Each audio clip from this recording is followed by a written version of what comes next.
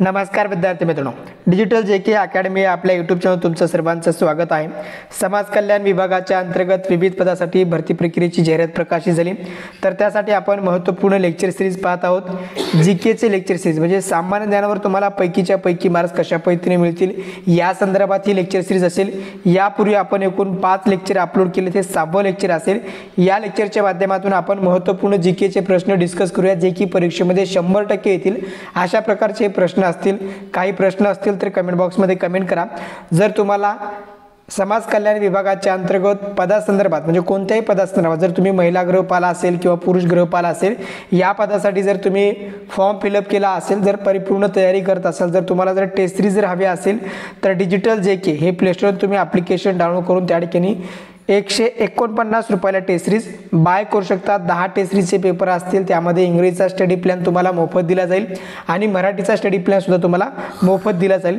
काही प्रश्न असतील तर 99 21 273 558 या नंबरला व्हॉट्सअप मेसेज करू शकता। तर आपण लेक्चरला सुरुवात करूया। लेक्चरला सुरुवात करण्याआधी सर्वांनी एक लाईक करा। तर या ठिकाणी आपण पहिला प्रश्न डिस्कस करूया। हरित क्रांती खालीलपैकी कोणत्या क्षेत्रात झाली? हरित क्रांती खालीलपैकी कोणत्या क्षेत्रात झाली आहे अशा प्रकारचा प्रश्न विचारलाय। मसाले, दूध, कृषी, खते। तर याचं योग्य उत्तर असेल मित्रांनो, हरित क्रांती ही कृषी उत्पादनामध्ये कृषी उत्पन्न जास्त वाढवावं यासाठी हरित क्रांती करण्यात आली।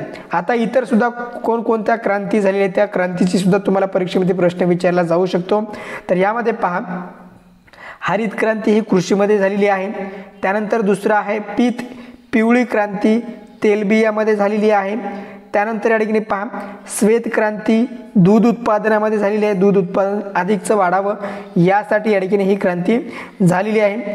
त्यानंतर या ठिकाणी पहा, श्वेत क्रांती आपण पाहिलं दूध उत्पादन। त्यानंतर नील क्रांती मत्स्य उत्पादनामध्ये वाढ व्हावी यासाठी नील क्रांती झालेली आहे। त्यानंतर तपकिरी क्रांती मसाले उत्पादनामध्ये वाढ व्हावी यासाठी तपकिरी क्रांती। त्यानंतर लाल क्रांती ही मांस आणि टमाटे यांच्यामध्ये उत्पादन वाढवण्यासाठी या ठिकाणी लाल क्रांती करण्यात आली। त्यानंतर सोने क्रांती म्हणजेच फुले आणि सफरचंद। त्यानंतर करडा क्रांती, त्यानंतर खते, त्यानंतर चंदेरी क्रांती म्हणजे अंडी। या सर्व जे काही उत्पादन वाढवण्यासाठी जे काही महत्त्वपूर्ण शोध लागले, जे काही वेगवेगळ्या प्रकारचे बियाणे या ठिकाणी संकरित बियाणे त्या ठिकाणी उत्पादन करण्यात आलं, त्यांना क्रांती असं म्हणतात। जर कृषीचा जर विचार केला तर कृषीमध्ये हरित क्रांती झाली आणि हरित क्रांतीच्या नंतर भारतामध्ये जे काही महत्त्वपूर्ण बदल झाले कृषी क्षेत्रामध्ये, जे की गव्हाचं उत्पादनामध्ये या ठिकाणी वाढवण्यात आलं, तांदळाचं उत्पादन सुद्धा वाढवण्यात आलं। तर तशा प्रकारे वेगवेगळ्या क्षेत्रामधले उत्पादन वाढवण्यासाठी जे काही महत्त्वपूर्ण बदल झालेले आहेत तर त्यांना क्रांती असं म्हटलं जातं। आणि ही जे काही महत्त्वपूर्ण चार्ट असेल हे चार्ट तुम्ही या ठिकाणी लक्षात ठेवणं परीक्षेच्या दृष्टिकोनातून तुमच्यासाठी महत्त्वपूर्ण असणार आहे। त्यानंतर दुसरा प्रश्न या ठिकाणी पहा मित्रांनो, पंचायत राज व्यवस्थेमध्ये महाराष्ट्रात जास्तीत जास्त ग्रामपंचायत सदस्य किती असतात? आता महाराष्ट्रामध्ये ग्रामपंचायत सदस्य म्हणजे प्रत्येक गावामध्ये ग्रामपंचायत असते आणि त्या ग्रामपंचायतचे कमीत कमी आणि जास्तीत जास्त किती ग्रामपंचायत सदस्य असतात अशा प्रकारचे या ठिकाणी प्रश्न विचारलाय। तर महाराष्ट्रामध्ये जर विचार केला तर याचं योग्य उत्तर असेल मित्रांनो, महाराष्ट्रामध्ये एकूण 17 सदस्याची ग्रामपंचायत ही सर्वात मोठी ग्रामपंचायत असं म्हटलं जातं। महाराष्ट्रामध्ये जर विचार केला म्हणजे महाराष्ट्रातल्या पंचायत राज व्यवस्थेमध्ये जर विचार केला तर ज्या ग्रामपंचायतचे सदस्य 17 आहेत तर ती सर्वात मोठी ग्रामपंचायत आहे। जर तुम्ही भारतात विचार केला म्हणजे संपूर्ण भारतात जर विचार केला तर याचं योग्य उत्तर असेल मित्रांनो 31। ज्या ग्रामपंचायतची 31 ही लोकसंख्या 31 ही सदस्य संख्या असेल तर ती त्या ठिकाणी सर्वात मोठी ग्रामपंचायत असणार आहे। आता त्यानंतर या ठिकाणी पहा, आता महाराष्ट्रामधला विचार आपण केला जास्तीत जास्त एकूण 7 आणि कमीत कमी किती आहे तर 7 म्हणजे कमीत कमी एखाद्या ग्रामपंचायतची 7 लोकसंख्या असते आणि जास्तीत जास्त किती असते तर 17 असते। हे झालं महाराष्ट्रातले। जर भारतात जर विचार केला 7 आणि जास्तीत जास्त किती 31 अशा प्रकारे हे तुम्ही लक्षात ठेवा। आणि महाराष्ट्राचा जो ग्रामपंचायत अधिनियम आहे तर तो म्हणजे मुंबई ग्रामपंचायत अधिनियम 1958 हा तुम्हाला पॉईंट लक्षात ठेवणं गरजेचं आहे किंवा हा पॉईंट तुम्हाला पाठ करणं गरजेचं आहे। मुंबई ग्रामपंचायत अधिनियम 1958 हा कायदा या ठिकाणी अस्तित्वात आता सध्या आहे। आता त्यानंतर या ठिकाणी पहा, आता महाराष्ट्रातली ग्रामपंचायतीची लोकसंख्या किंवा ग्रामपंचायत सदस्याची सदस्य संख्या ही कशावरून ठरते, तर त्या संबंधित गावाच्या लोकसंख्येनुसार ठरते. तर त्यामुळे पहा, जर गावाची लोकसंख्या 1000 किंवा 1500 पेक्षा जर कमी असेल तर त्या ग्रामपंचायतीची सदस्य संख्या किती असते, 7 असते. हे तुम्ही सुद्धा आकडा लक्षात ठेवणं गरजेचं आहे. त्यानंतर ज्या ग्रामपंचायतीची लोकसंख्या 1501 ते म्हणजे 1501 ते 3000 पर्यंत असते, अशा ग्रामपंचायतीची सदस्य संख्या किती असते, 9 सदस्य संख्या असते. त्यानंतर ज्या ग्रामपंचायतीची लोकसंख्या 3001 ते 4500 पर्यंत असते, तर अशा ग्रामपंचायतीची लोकसंख्या किती असते, 11 असते. त्यानंतर ज्या ग्रामपंचायतीची लोकसंख्या 4501 ते 6000 असते, अशा ग्रामपंचायत सदस्य संख्या किती असते, 13 असते. त्यानंतर 6001 ते 7500 पर्यंत ज्या ग्रामपंचायतीची लोकसंख्या असते, तर त्या ग्रामपंचायत सदस्य संख्या एकूण 15 असेल. त्यानंतर 7501 ते त्यापेक्षा जास्त ज्या गावाची लोकसंख्या असेल तर त्या ग्रामपंचायतीची सदस्य संख्या ही 17 असते. म्हणजे 17 ही सर्वाधिक संख्या आणि 7 ही सर्वाधिक कमी संख्या. अशा प्रकारे या ठिकाणी तुम्हाला लक्षात ठेवणं गरजेचं आहे. जे काही चार्ट असेल हे सर्व चार्ट तुम्ही महत्त्वपूर्ण असतील. या लेक्चरच्या मध्ये आपण महत्त्वपूर्ण जे चार्ट असतील ते चार्ट सर्व कव्हर केले, तर त्यामुळे तुम्ही चार्ट लक्षात ठेवणं गरजेचं आहे. जर तुम्ही अजूनपर्यंत समाज कल्याण भरती संदर्भात जर संपूर्ण मार्गदर्शक असणारं प्राईम पब्लिकेशनचं हे जर तुम्ही बुक परचेस केलं नसेल तर तुम्ही ऑनलाईन पद्धतीनं घर बसल्या हे पुस्तक मागवू शकता. खाली डिस्क्रिप्शन बॉक्समध्ये तुम्हाला लिंक दिले. प्राईम पब्लिकेशनचं हे पुस्तक आहे, अपडेटेड आहे 2024-25चं. यामध्ये सामान्य ज्ञान, मराठी व्याकरण, इंग्रजी आणि बौद्धिक चाचणी आणि चालू घडामोडी हे सर्व विषय तुमचे कव्हर होतील. अगदी एका पुस्तकाच्या माध्यमातून तुम्ही परिपूर्ण तयारी करू शकता. त्यानंतर पुढचा प्रश्न या ठिकाणी पहा. तिसरा प्रश्न आहे, खापरखेडा हे औष्णिक विद्युत प्रकल्प खालीलपैकी कोणत्या जिल्ह्यात आहे. खापरखेडा हे औष्णिक विद्युत प्रकल्प खालीलपैकी कोणत्या जिल्ह्यात आहे. तर याचं योग्य उत्तर असेल मित्रांनो, खापरखेडा हे औष्णिक विद्युत केंद्र नागपूर जिल्ह्यामध्ये आहे. नागपूर जिल्ह्यामध्ये आहे. आता इतर काही महत्त्वपूर्ण औष्णिक विद्युत केंद्र आहेत ते कुठं आहे ते सुद्धा तुम्हाला लक्षात असणं गरजेचं आहे. हा सुद्धा चार्ट तुम्ही या ठिकाणी लक्षात ठेवा. एक महत्त्वपूर्ण सर्व आपण चार्ट आजच्या लेक्चरच्या माध्यमातून घेतलेले आहेत. तर या ठिकाणी पहा, डहाणू औष्णिक विद्युत प्रकल्प पालघरमध्ये आहे. तुर्भे औष्णिक विद्युत प्रकल्प मुंबई उपनगर. त्यानंतर चोला औष्णिक विद्युत केंद्र कल्याण ठाणे या ठिकाणी हे सध्या बंद आहे. त्यानंतर उरण औष्णिक विद्युत प्रकल्प रायगडमध्ये आहे. त्यानंतर एकलहरे औष्णिक विद्युत प्रकल्प नाशिकमध्ये, खापरखेडा नागपूरमध्ये, त्यानंतर कोराडी नागपूर, त्यानंतर दुर्गापूर चंद्रपूरमध्ये आहे. त्यानंतर बल्लारपूर चंद्रपूर, त्यानंतर परळी वैजनाथ औष्णिक विद्युत केंद्र बीड, पारस औष्णिक विद्युत केंद्र अकोला, फेकरी औष्णिक विद्युत केंद्र जळगाव. अशा प्रकारे सर्व औष्णिक विद्युत केंद्र हे सुद्धा तुम्हाला माहीत असणं गरजेचं आहे. म्हणजे प्रत्येक औष्णिक विद्युत केंद्र आणि सर्वात महत्त्वाचं जे पहिलं औष्णिक विद्युत केंद्र आहे तर तुर्भे मुंबई उपनगर या ठिकाणी आहे. हे सुद्धा तुम्ही लक्षात ठेवा. त्यानंतर पुढचा चौथा प्रश्न आहे, संत तुकडोजी महाराजांचे पूर्ण नाव काय होते. माणिक खंडोजी ठाकूर, माणिक बंडोजी ठाकूर, तुकडोजी माणिक ठाकूर, माणिक व्यंकोजी. तर याचं योग्य उत्तर असेल संत तुकडोजी महाराजांचं पूर्ण नाव माणिक बंडोजी ठाकूर हे होतं. दुसऱ्या नंबरचा जो पर्याय असेल तो पर्याय या ठिकाणी योग्य असेल. त्यांचा जन्म 19 एप्रिल 1909 रोजी अमरावती या ठिकाणी झाला. त्यांचं पूर्ण नाव माणिक बंडोजी ठाकूर. तुम्हाला एखाद्या वेळेस परीक्षेमध्ये त्यांचा जन्म ठिकाण सुद्धा विचारलं शकते, त्यामुळे हे अमरावती हे त्यांचं गाव जन्मस्थान आहे. हे तुम्ही लक्षात ठेवणं गरजेचं आहे.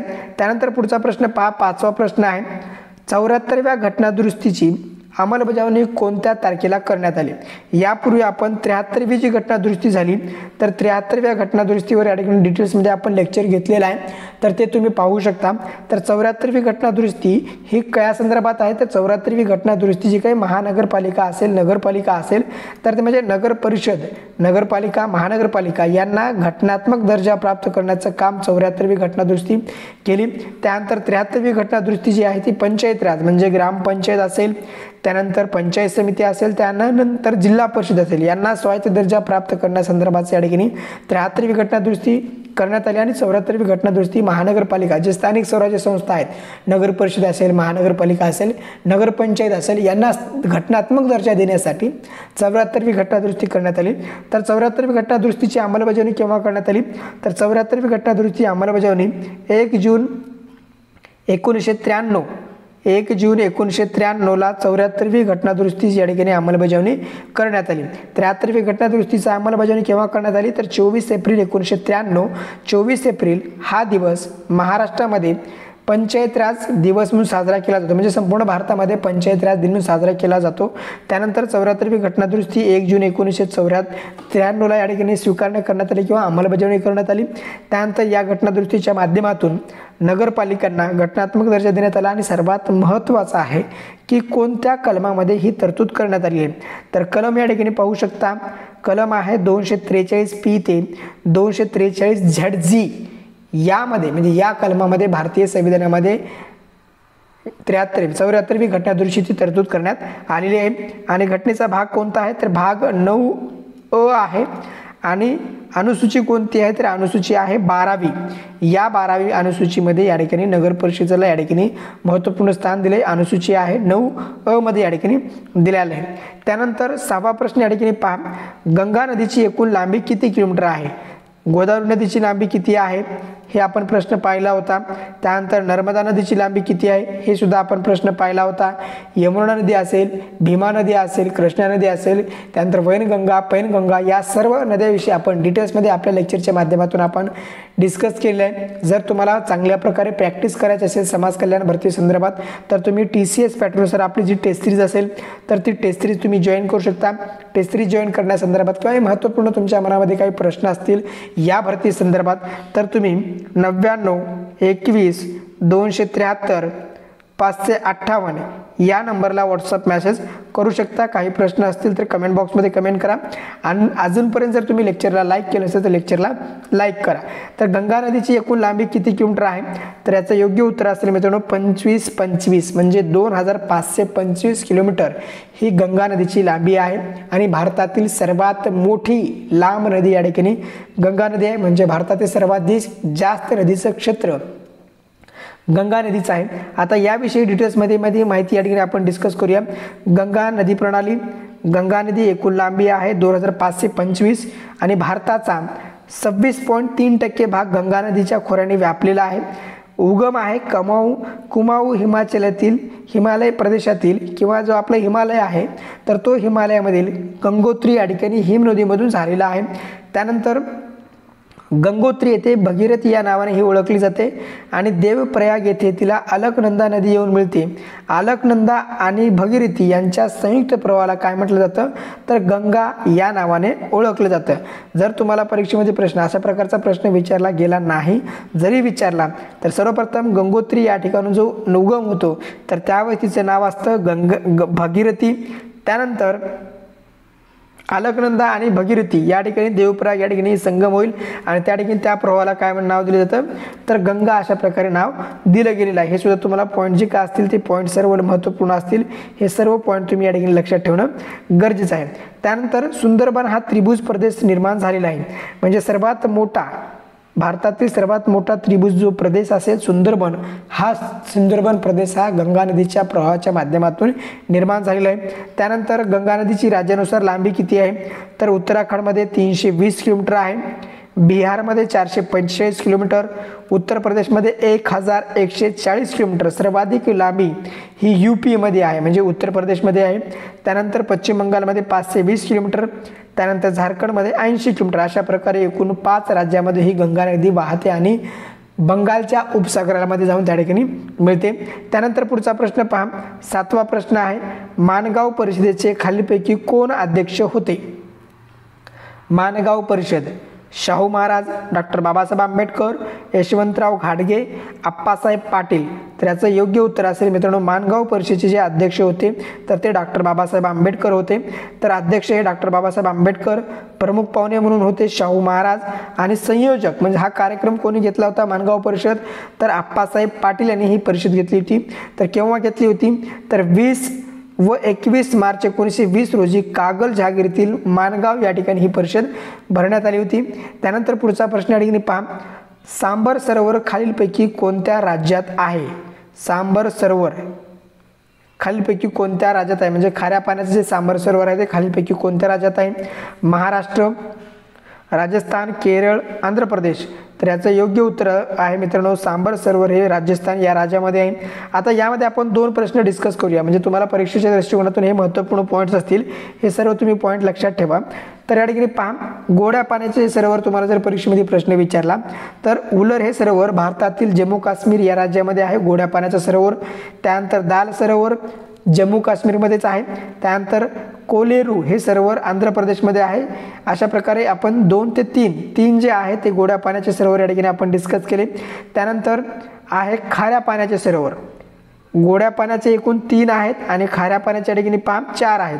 लोणार सरोवर हे महाराष्ट्रामध्ये खाऱ्या पाण्याचे सरोवर आहे जे की उल्कापातापासून तयार झालेलं आहे. त्यानंतर सांबार सरोवर राजस्थानमध्ये आहे. त्यानंतर वेबनाड हे सरोवर केरळमध्ये आहे आणि पुलिकत हे सरोवर आंध्र प्रदेशमध्ये आहे. हे सर्व पॉईंट जे आहे ते सर्व पॉईंट तुम्ही लक्षात ठेवा, जेणेकरून तुम्हाला परीक्षेच्या दृष्टिकोनातून एक महत्त्वपूर्ण या ठिकाणी प्रश्न परीक्षेमध्ये विचारले जाऊ शकतात. जर तुम्हाला उलर सरोवर विचारलं, जम्मू काश्मीर दाल सरोवर जम्मू काश्मीर, कोलेरू सरोवर आंध्र प्रदेश आणि खाऱ्या पाण्याचं जर विचारलं तर लोणार सरोवर हे उल्कापातापासून बनलेलं आहे, महाराष्ट्रामध्ये आहे बुलढाणा जिल्ह्यामध्ये. सांबर सरोवर राजस्थान, वेबनाड केरळ आणि पुलिकत हे आंध्र प्रदेशमध्ये. अशा प्रकारे महत्त्वपूर्ण पॉईंट्स आपण सर्व कव्हर केलेत आजच्या लेक्चरच्या माध्यमातून. जर तुम्हाला टेस्ट सिरीज जर हवी असेल तर डिजिटल JK हे प्ले स्टोअर तुम्ही ॲप्लिकेशन डाउनलोड करा आणि 149 रुपयाला ही टेस्ट सिरीज बाय करू शकता. या टेस्ट सिरीजच्या माध्यमातून तुमची परिपूर्ण तयारी होणार आहे. 10 टेस्ट सिरीजचे पेपर असतील, मराठी, इंग्रजी, GK, मॅथमॅटिक्स असतील, रिझनिंग असेल, सर्व विषय तुमचे कव्हर होतील. यासोबतच तुम्हाला मराठीचा स्टडी प्लॅन आणि इंग्रजीचा स्टडी प्लॅन फ्रीमध्ये दिला जाईल. त्यामुळे ही तुम्ही टेस्ट सिरीज जॉईन करू शकता. काही प्रश्न असतील तर कमेंट बॉक्समध्ये कमेंट करा. नेक्स्ट लेक्चरच्या माध्यमातून आपण लवकरच भेटूया. तोपर्यंत धन्यवाद. जाता जाता एक लाईक करा. थँक्यू.